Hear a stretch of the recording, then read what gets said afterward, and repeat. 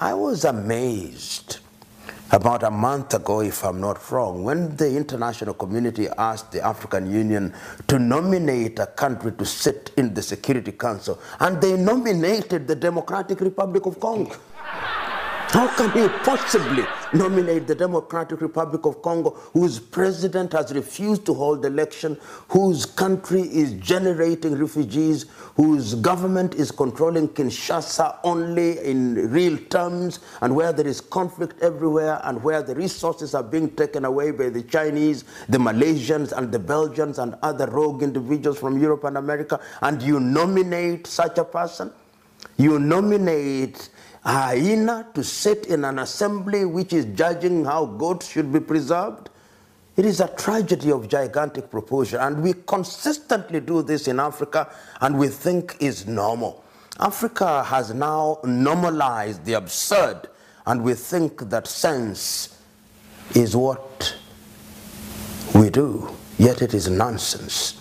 And unfortunately, many of us who are not in positions of influence, our younger generation particularly, think that this does not matter. This matters. If you look at the history of revolutions, it was always the young people. As early as 1908 in Turkey, it is the young people who came up to rise up against the dictatorial regime. We remember even during the Bolshevik Revolution, it was the young people. We remember during the civil rights movement led by Martin Luther King Jr. and Ralph Abernathy, among others, it was young people. In 1968 in France, when there was a problem, initially in 1958 and 1968, it was young people. We remember in Tiananmen Square, it was young people. We remember in Korea in 1908, it was the young people. In South Africa, in the Sharpeville massacre in 1969, it was the young people. In Soweto in 1976, it was the young people. In the Arab world, it's the young people.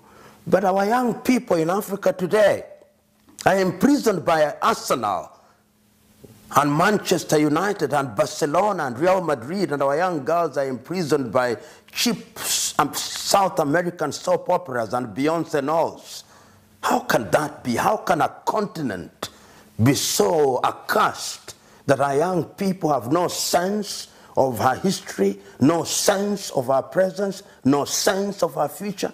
No wonder the Chinese are conquering us by the day. And we are wondering. John F. Kennedy said in 1960, a society whose young men and women are in a constant state of slumber will never realize our potential.